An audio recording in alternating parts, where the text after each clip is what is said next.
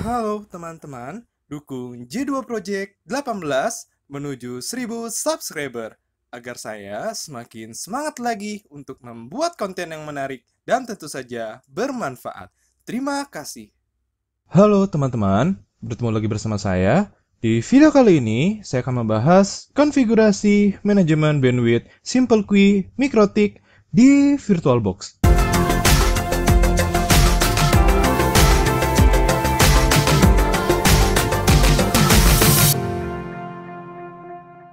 Sebelum kita lanjut ke videonya, yuk sama-sama kita bangun channel ini dengan cara subscribe, komen, like, dan share jika menurut teman-teman video ini bermanfaat. Dan jangan lupa untuk menekan lonceng notifikasi agar teman-teman selalu update info-info menarik seputar channel ini. Terima kasih. Oke teman-teman, terima kasih buat teman-teman yang sudah klik video ini dan sudah tonton video ini dan sudah mengikuti materi-materi yang saya sampaikan di playlist J2 Education. Saya ucapkan terima kasih dan semoga bermanfaat ya teman-teman ya. Nah, untuk di video kali ini masih sama pembahasannya dengan video sebelumnya, yaitu kita masih membahas tentang MikroTik. Materi yang akan saya sampaikan pada video ini adalah tentang manajemen bandwidth atau QoS ya, Quality of Service. Seperti biasa, nanti saya akan menjelaskan teorinya terlebih dahulu secara gambaran umum, lalu saya akan menjelaskan topologi yang akan kita gunakan dalam konfigurasi pada video kali ini, dan yang terakhir adalah konfigurasinya. Oke, langsung saja kita masuk ke penjelasan teori dan topologinya. Seperti biasa, untuk mempermudah saya dalam menjelaskannya, saya menggunakan Paint. Menurut saya ini simple sih, walaupun gambarnya cuma kotak-kotak, tulisan, dan lain sebagainya. Oke, langsung aja ya, kita akan bahas dulu teorinya. Yang harus teman-teman ketahui adalah kenapa sih harus ada manajemen bandwidth. Nah, kita bisa baca di sini ya. Pada sebuah jaringan yang mempunyai banyak klien, diperlukanlah sebuah mekanisme pengaturan bandwidth dengan tujuan mencegah terjadinya monopoli penggunaan bandwidth sehingga semua klien bisa mendapatkan jatah bandwidth masing-masing. QoS, Quality of Service, atau lebih kenal dengan Bandwidth Management, merupakan metode yang digunakan untuk memenuhi kebutuhan tersebut. Pada router OS MikroTik, penerapan QoS bisa dilakukan dengan fungsi QoE. Nah, ini sumbernya dari mikrotik.co.id. Nanti untuk penjelasan lebih lanjutnya kalian bisa kunjungi websitenya. Atau juga kalian bisa mengambil referensi dari website lainnya yang membahas tentang manajemen bandwidth. Intinya bandwidth ini adalah kapasitas internet yang dimiliki oleh kita nih. Misalkan kita pakai paket A nih, kita pakai provider A, paket A, bandwidthnya itu yang dikasih itu berapa? Itu kapasitas mulai dari kecepatan kita download, kita upload, dan lain sebagainya, itu disebut bandwidth. Nah, kenapa tadi harus ada manajemen bandwidth? Karena tadi kalau misalkan kita memiliki sebuah bandwidth 10 mega di sebuah perusahaan, nah dari perusahaan itu yang memakai koneksi internet ada 10 PC. Nah, kalau misalkan kita nggak melakukan QoS atau nggak melakukan bandwidth management, maka ketika 10 PC itu melakukan koneksi ke internet dan ada salah satu PC yang misalkan menggunakan bandwidth yang lebih besar, contohnya misalkan dia mendownload file, yang file itu gigaan, maka 9 PC yang lain itu bandwidthnya akan kesedot dan akan terfokus kepada satu PC aja, sehingga PC-PC yang lain itu akan menjadi lemot pada saat dia melakukan koneksi ke internet. Bahkan hanya untuk sekedar browsing aja. Apalagi kalau misalkan jaringannya besar, makanya kita harus melakukan manajemen bandwidth. Nah, kurang lebih seperti itu teman-teman. Untuk selanjutnya, kita akan melakukan konfigurasi bandwidth management ini dengan SimpleQueue. Nah, SimpleQueue ini adalah cara yang paling basic banget dalam QoS pada router OS MikroTik. Jadi dasarnya banget. Jadi penjelasannya adalah cara paling mudah untuk melakukan QoE pada router OS adalah dengan menggunakan SimpleQueue. Kita bisa melakukan pengaturan bandwidth secara sederhana berdasarkan IP address klien dengan menentukan kecepatan upload dan download maksimum yang bisa dicapai oleh klien. Jadi di SimpleQueue ini ada 3 hal yang kita bisa lakukan untuk bandwidth manajemennya. Yang pertama itu ada single IP, jadi kita bisa langsung menyasar ke salah satu IP saja. Contoh misalkan tadi ada 10 PC. Dari 10 PC itu satu PC adalah PC misalkan manager, sisanya PC staff-staffnya lah. Nah, si manajer ini kan pasti kita pengennya dikasih bandwidthnya tinggi. Nah, kita bisa atur si IP yang dipakai sama PC manager ini bandwidthnya bisa 1 mega, upload download 1 mega. Tapi untuk yang stuff-stuffnya itu kita batasin di 512 kbps. Seperti itu teman-teman. Jadi kita bisa bikin 10 GUI dengan single IP. Nah, tapi kalau misalkan teman-teman jaringannya besar, terus banyak kliennya, apalagi misalkan menggunakan DHCP konfigurasinya, kita kan nggak mungkin mendata satu persatu alamat IP PC-nya. Karena kalau misalkan DHCP kan dia ada batas waktu pinjam atau list time. Nanti kita akan bahas juga di penjelasan topologinya.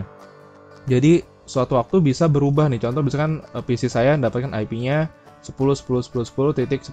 Nanti besok atau lusa saya request IP dynamic lagi, bisa IP-nya berbeda dan kalian harus mendata ulang. Jadi agar tidak repot atau lebih praktis dan dilakukan secara otomatis, kita bisa melakukan bandwidth itu secara networknya. Berarti si gateway-nya teman-teman, si alamat networknya, bukan si hostnya. Jadi kalau networknya, semua jaringan yang menggunakan network tersebut akan di bandwidth sesuai dengan bandwidth yang kita batasi. Misalkan 1 mega 1 mega, ya udah satu network itu 1 mega 1 mega. Nah, yang ketiga adalah kita bisa melakukan bandwidth beberapa IP. Jadi hampir sama dengan yang single IP, tapi ini kita bisa dalam satu queue itu kita bisa mengatur 2, 3 dan seterusnya IP address yang kita pengen bandwidth. Seperti itu teman-teman.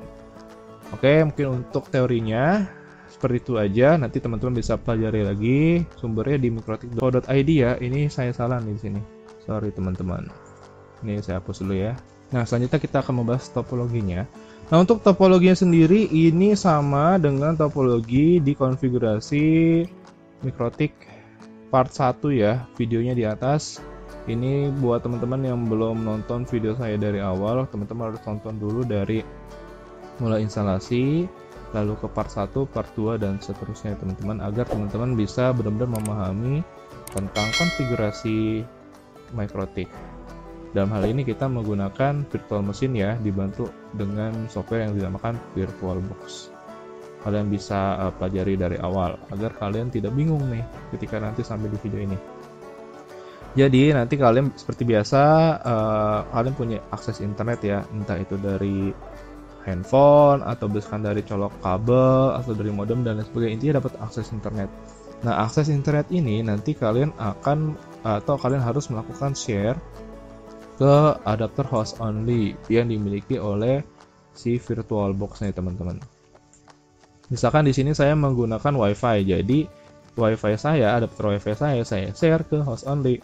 Kalau teman-teman menggunakan kabel berarti Ethernet-nya, yang LAN-nya yang di-share. Lalu setelah kalian melakukan share, sebelum kita melakukan konfigurasi ke bawah-bawahnya, kalian harus pastikan dulu laptop kalian atau laptop aslinya nih, saya kan di sini pakai Windows 10 ya, bisa nggak mendapatkan koneksi internet. Jangan sampai nanti kalian udah konfigurasi ke bawah, ternyata klien yang di bawah ini nggak bisa, padahal konfig kalian udah merasa benar, nggak taunya laptopnya aja kalian belum bisa dapat koneksi internet, entah itu mungkin ada masalah di jaringan kalian atau nggak ada kuota dan lain sebagainya. Jadi biasakan kalian harus cek step by stepnya. Jadi cek koneksi ping Google misalkan untuk melakukan koneksi internet ya. Setelah mendapat koneksi internet, selanjutnya kalian lihat untuk IP adapter host only, dia IP-nya biasanya menjadi 192.168.137.1. Nah, nantinya IP yang host only ini akan dijadikan sebagai IP public untuk Mikrotik dan kliennya teman-teman. Seperti itu. Ini kan karena simulasi ya, menggunakan virtual machine ya. Kalau misalkan realnya ya IP yang dari masuk ke handphone ini, yang kita bikin dari ISP masuk ke modem itu yang jadi IP public. Karena ini kita virtual, sumber internetnya dari laptop kita, dari host only, berarti ini jadi IP public teman-teman. Nah, ini juga yang kalian pelajari kemarin di konfigurasi VPN ya. Jadi kalau konfigurasi VPN kan kita harus menggunakan IP public. Nah, buat teman-teman yang belum nonton videonya, silahkan tonton videonya di atas. Nah, selanjutnya kalau misalkan ini diganti nih, jangan 192.168.177.1, mau diganti ya bebas, nggak apa-apa. Yang penting nanti IP public ini akan digunakan sebagai gateway untuk Mikrotiknya. Nah, seperti itu ya, kalian harus bisa pahamin. Selanjutnya kita masuk ke Mikrotiknya, kalian jalankan VirtualBox-nya, terus menginstal dan lain sebagainya. Terus di sini MikroTiknya pakai MikroTik yang versi lama ya, yang 5.21. Kalau misalkan kalian kemarin belajar konfigurasi dynamic routing, itu kan menggunakan MikroTik baru dan Winbox baru karena kita meremote-nya dari laptop asli. Nah, buat teman-teman yang belum nonton video konfigurasi dynamic routing, silakan nonton videonya di atas. Jadi di konfigurasi ini saya tegaskan lagi, kalian menggunakan MikroTik yang awal yang 5.21 yang sebelumnya kalian sudah download. Kalau misalkan belum download, nanti saya juga akan sertakan link downloadnya di deskripsi video ini ya, biar teman-teman bisa dengan mudah untuk downloadnya, takutnya kemarin kehapus atau dan lain sebagainya. Jadi 5.21, dan nanti untuk meremote-nya dari sisi klien itu menggunakan Winbox yang jadul ya, yang akan saya sertakan juga link downloadnya di deskripsi. Oke, kita kembali lagi ke konfigurasi MikroTiknya. Kalian harus config, yaitu berikan 2 buah interface pada MikroTiknya, berarti di setting dari VirtualBox-nya ya, 2 buah interface. Nah, interface pertama kalian kasih nama public, lalu yang kedua itu nanti dikasih namanya lokal. Nah, untuk merubah interface public dan lokal, bagi teman-teman yang lupa atau yang baru tonton video saya, silahkan kalian pelajari dulu di konfigurasi MikroTik dasar part 2, videonya di atas. Jadi, kita lanjut ya. Untuk IP interface yang public, ini maksudnya mengarahnya keluar ke atas. Kalian setting IP-nya yaitu 192.168.137.10/24. Kita pakai prefixnya /24. Lalu untuk gateway-nya kita masukkan IP si host only adapter 192.168.137.1. Setelah sudah, silakan kalian melakukan konfigurasi. Udah masukkan IP address, terus IP root at gateway, IP firewall, DNS, dan lakukan ping Google. Pastikan MikroTiknya sudah bisa mengakses ke Google, mendapat akses internet. Kalau sudah, kalian tinggal setting config MikroTik untuk interface lokalnya, berarti untuk ke jaringan lokalnya, untuk yang ke klien, itu IP-nya 10.10.10.1/24. Nantinya IP ini akan digunakan sebagai IP gateway untuk klien-klien di bawahnya. Nah, setelah sudah, kalian tinggal buka virtual machine-nya, terus kalian jalankan Windows XP-nya. Dan kalian di sini untuk setting IP address itu menggunakan DHCP. Jadi DHCP ini kalian juga bisa pelajarin di video konfigurasi hotspot login ya. Videonya di atas buat teman-teman yang belum nonton. Tapi untuk di konfigurasi ini kita nggak menggunakan login hotspot teman-teman. Tapi kita benar-benar menggunakan pure DHCP server aja. Nanti di konfigurasinya saya akan jelaskan bagaimana sih cara melakukan atau membuat DHCP server. Jadi nanti kliennya ini tidak usah lagi yang namanya melakukan IP secara statik, tapi kita bikin secara dynamic.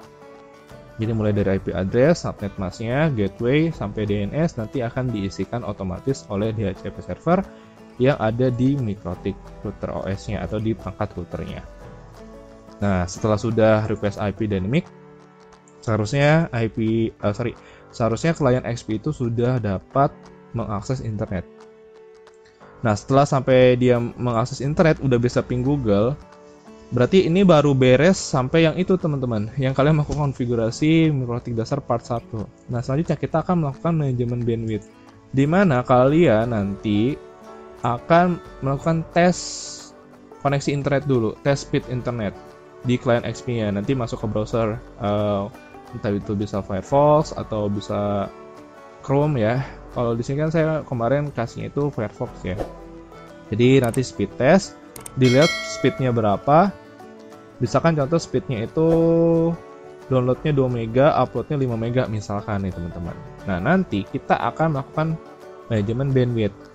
Kita bandwidth misalkan upload downloadnya jadi 512 kbps dan 512 kbps. Jadi nanti setelah di bandwidth kita lihat lagi, kita speed test lagi. Kalau misalkan ternyata maksimum dan maksimum upload dan downloadnya. Misalkan maksimum upload dan downloadnya itu sesuai dengan bandwidth yang kita atur di manajemen bandwidthnya menggunakan SimpleQ, maka konfigurasi akan berhasil. Nah, sampai di situ aja teman-teman untuk penjelasan teori dari manajemen bandwidth, SimpleQ, dan penjelasan topologinya. Sekarang kita lanjut ke video konfigurasinya. Oke teman-teman, sekarang kita sudah masuk di Windows XP-nya ya. Untuk di virtual mesinnya, saya juga sudah menjalankan mikrotiknya ya. Ini mikrotik udah jalankan, nggak apa-apa, ini biarin aja seperti ini. Nah, pastikan teman-teman klien itu sudah mendapatkan akses internet ya. Seperti yang tadi saya sudah sampaikan, kalian harus melakukan konfigurasi dulu di mikrotik dasar part 1. Nah, sekarang saya mau ngetes dulu nih. Sini saya mau ping Google. Nah, sudah bisa ping Google ya. Untuk kliennya, di sini saya masih menggunakan IP-nya itu statik, teman-teman. Tuh, tapi nanti saya akan menggunakan IP-nya itu nggak statik lagi, tapi DHCP. Caranya sangat mudah sekali. Silahkan kalian ke Winbox ya. Di sini loginnya kita bisa menggunakan IP address karena sudah ada IP-nya. Kalau misalnya teman-teman belum ada, berarti loginnya via MAC address ya. Nah, selanjutnya kalian pergi ke IP, lalu kalian pilih DHCP server. Nah, di sini kalian pilih DHCP setup. Nah, DHCP setup ini kalian mau lakukan DHCP server itu kemana? Karena kita inginnya ke jaringan lokal, berarti kita pilih interface lokal. Lalu di next. Untuk DHCP address space-nya ini di next aja langsung karena kita nggak atur ya. Lalu untuk gateway-nya berarti 10.10.10.1 ya. Lalu untuk address to give out-nya ini pool IP-nya ya, dari berapa sampai berapa ya, berarti dari 2 sampai 254. Ini biar default saja. DNS servernya biarkan default saja mengikuti. Atau kalau mau kalian ganti jadi IP Google 8888, di sini 8844 nggak apa-apa. Ini next aja. Nah, ini untuk list time. List time ini adalah waktu pinjam. Jadi si kliennya nanti itu akan meminjam alamat IP tertentu itu maksudnya seberapa lama dia dikasih waktu pinjamnya. Di sini kan setting defaultnya 3 hari ya. Kelamaan teman-teman, kita setting aja 1 hari. Jadi nanti setelah 1 hari ketika kalian melakukan request lagi, maka dia akan IP itu bisa berbeda dari IP yang sebelumnya. Kalau misalkan dalam waktu 1 hari itu dia misalkan di statik di DHCP lagi, tapi masih dalam 1 hari, maka IP yang akan didapatkan adalah sama. Seperti itu teman-teman. Makanya kalau kalian connect nih ke sebuah WiFi, kalian cek nih di IP config-nya di laptop kalian, pasti kalian dapat IP-nya itu sama gitu. Tapi kalau misalkan nanti suatu saat kalian ke situ lagi dan kalian request lagi, pasti akan berbeda. Seperti itu teman-teman. Ini fungsinya si list time. Jadi kita setting 1 hari aja. Next, maka setup has complete. Nah, selanjutnya saya akan ke network connection-nya lagi, lalu saya ganti yang client XP-nya menjadi DHCP. Lalu kita oke. Biasanya sih di sini routernya akan disconnect nih teman-teman. Nah kan, router has been disconnected. Kita tes ping dulu ya, pastikan harus bisa ngeping nih. Nah, udah bisa ngeping ya. Karena kan kita cuman setting doang tadi dikasih DHCP server ya. Kalau kita masuk lagi, lalu kita masuk pakai IP aja, connect, dan oke, untuk DHCP servernya sudah dapet ya. Klien kita dapat IP-nya berapa? IP config ya. Dia dapat IP-nya 10.10.2 teman-teman. Nah, kalau teman-teman ada yang berbeda nggak jadi masalah. Nah, selanjutnya kita akan masuk ke konfigurasi manajemen bandwidth, di mana kita akan pergi ke menu queue. Karena kita menggunakan SimpleQ, langsung aja ditekan tanda plusnya. Pada bagian general kita kasih nama queue-nya, bisa default aja atau kita ganti, misalkan di sini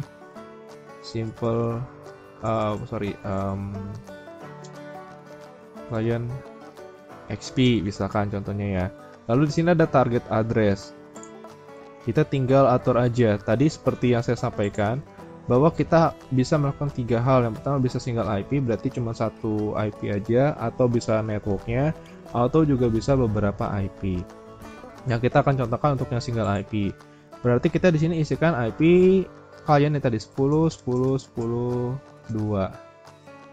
Lalu max limitnya kita bandwidth ya. Nah, sebelum kita bandwidth, kita pergi ke browser dulu. Di sini kita akan melaksanakan atau akan melakukan uji kecepatan. Kalian ketik aja speed test, nanti dia akan ada uji kecepatan, atau kalian juga bisa menggunakan website lain. Di sini di bawahnya misalkan ada Bayokla, ada Cyberindo dan lain sebagainya. Di sini saya pakai yang dari Google-nya aja lah. Sebenarnya nggak terlalu berbeda sih, mirip-mirip. Beda tampilan aja. Ini kan di virtual ya, biar lebih enteng aja untuk melakukan speed test. Nah, kita sudah melakukan speed test nih. Dia akan menguji untuk downloadnya dulu. Di sini dia dapat bandwidth untuk downloadnya itu sebesar 1 Mbps dan 2 Mbps untuk speed downloadnya. Ini kita biarkan dulu ya, seperti ini. Kita minimize. Sekarang kita akan bandwidth. Untuk uploadnya itu kita setting 512, downloadnya juga 512. Nah, seperti ini teman-teman. Lalu kita apply dan kita oke. Sekarang kita akan speed test lagi.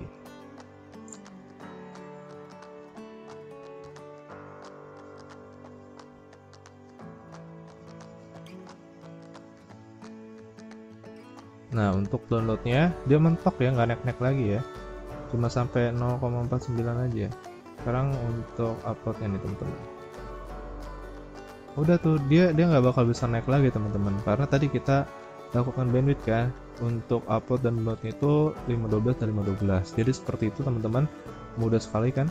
Dan ini kita minimize lagi. Jadi kita kan di sini hanya mengatur untuk single IP, berarti untuk IP targetnya aja 10, 10, 10, 2. Tapi yang jadi permasalahan, kalau misalkan si kliennya itu pintar, dia bisa rubah nih teman-teman. Ini kan DHCP ya. Nah, saya setting statik aja, saya rubah nih 10, 10, 10, misalkan 10 deh. Ininya 255 ya. Nah, default gateway-nya samain 10, 10, 10, 1. DNS-nya misalkan pakai DNS Google. Nah, seperti ini teman-teman ya. Terus kita mau speed test lagi. Ini emang harus disconnect sih dia pasti, karena kita akan berubah IP. Nah, kita speed test lagi teman-teman. Nah, maka yang terjadi adalah bandwidth yang didapatkan akan full kembali teman-teman. Jadi di loss tanpa ada bandwidth. Kenapa? Karena tadi kita hanya menerapkan single IP aja. Jadi cuman IP yang ini aja yang kita targetin. Misalkan tadi 10, 10, 10, 2. Yaudah IP 10, 10, 10, 2 aja yang di bandwidth. Nah, bagaimana caranya agar semua IP yang terkoneksi ke mikro kita itu bisa ke bandwidth? Ya, kita melakukan dengan cara network IP. Jadi kita nge-bandwidth si networknya gateway. Jadi semua klien yang masuk ke gateway itu, maka dia akan ke bandwidth. Caranya mudah sekali ya. Lalu kita ke Winbox aja, langsung connect. Nah, kita ke queue lagi. Di sini kita ini hapus aja atau di disable aja deh. Kita bikin baru lagi. Namanya misalkan network bandwidth. Network bandwidth ya, bandwidth. Nah, targetnya ini di sini kita masukkan alamat networknya. Berarti 10.10.10.0/24. Max limitnya 512 untuk upload dan downloadnya. Lalu kita apply dan oke, teman-teman. Itu ya. Lalu kita lakukan speed test lagi.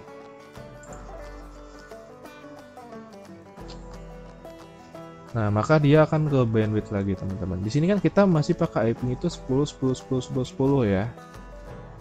Nah, sekarang kita akan coba rubah IP-nya jangan 10, 10, 10, 10, misalkan berapa nih ntar. Kita tunggu dulu hasil speed testnya. Untuk benar-benar memastikan bahwa si kliennya sudah ke bandwidth. Nah, udah ke bandwidth ya. Jadi nggak bisa lebih dari 512. Sekarang kita ke network ini lagi, lalu kita ganti ini jadi misalkan 100, kita oke.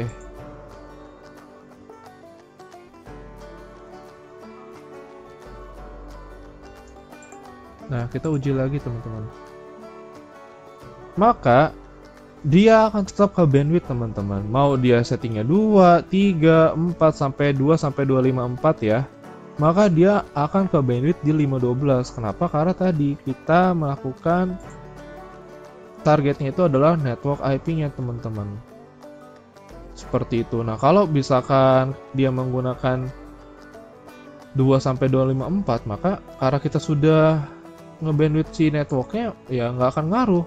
Jadi dia lebih aman teman-teman. Jadi kalau misalkan ada nanti klien yang bandel nih, yang dia ngerti dia ganti-ganti IP, ya dia nggak akan bisa, tetap akan ke bandwidth karena kita targetnya adalah network. Selanjutnya kita akan coba beberapa IP. Misalkan di sini saya ada 10.10.2 dan 10.10.100. Jadi cuma dua IP aja ya. Kita masuk lagi ke Winbox-nya, lalu kita ke QUI. Ini kita disable dulu, kita tanda plus lagi. Ini misalkan beberapa IP, namanya ngasal aja lah. Ini misalkan 10, 10, 10, 2. Lalu kalian di sini kan ada atas bawah dah. Kalian klik tanda bawah lagi. Kalian masukin lagi IP kedua 10, 10, 10, 100. Max limitnya di sini 512. Di sini juga 512. Nah, seperti itu teman-teman. Lalu di apply dan di oke. Sebelum di oke, jadi saya jelaskan di sini kita targetnya adalah cuman yang IP titik 2 dan titik 100. Jadi selain IP ini maka dia akan dapat unlimited atau di loss. Nah, kita oke aja. Sekarang kita tes, speed test lagi, uji lagi. Ini kan kita menggunakan IP-nya itu, kita cek di ipconfig.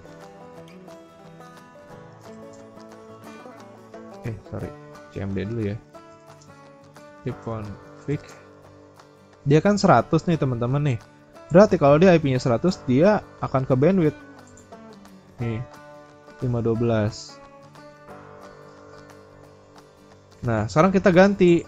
Jadi 2 misalkan. Karena kan tadi kita targetnya 2. Oke.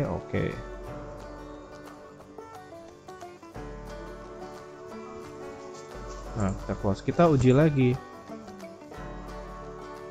Ini udah keganti ya, kita tes lagi. Ipconfig tuh udah 10.2 nih. Maka dia juga akan ke bandwidth lagi teman-teman. Karena tadi kita target downloadnya adalah, target IP-nya adalah titik 2 dan titik 100.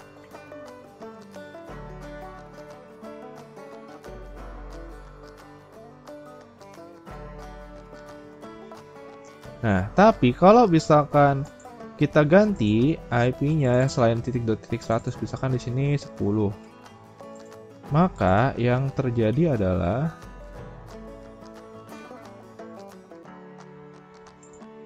saat kita speed test, klien akan mendapatkan full speed lagi teman-teman, sesuai dengan bandwidth yang didapatkan dari internet kita. Seperti itu. Kita tunggu ini sampai selesai. Di sini speednya untuk downloadnya 1,56 Mbps, uploadnya 2 sekian. Nah, seperti itu teman-teman. Jadi untuk konfigurasi Simple QUI di Winbox sudah selesai. Untuk MikroTik ya, kita menggunakan Simple QUI. Jadi kita sudah belajar tadi untuk single IP seperti apa, network IP seperti apa, dan beberapa IP seperti apa. Jadi untuk video ini sampai di situ saja. Semoga bermanfaat, dan jangan lupa untuk sama-sama kita dukung channel ini dengan cara subscribe, komen, like, dan share jika menurut teman-teman video ini bermanfaat. Dan jangan lupa untuk menekan lonceng notifikasi agar teman-teman selalu update info-info menarik seputar channel ini. Jangan lupa J2P18 sedang menuju 1000 subscriber teman-teman. Jadi nanti di 1000 subscriber saya akan mengadakan giveaway sebagai tanda terima kasih saya atas dukungan teman-teman. Jadi kalau misalkan teman-teman mau cepet-cepet dapat giveaway, buat teman-teman yang belum klik tombol subscribe, silahkan klik tombol subscribe-nya di kanan bawah.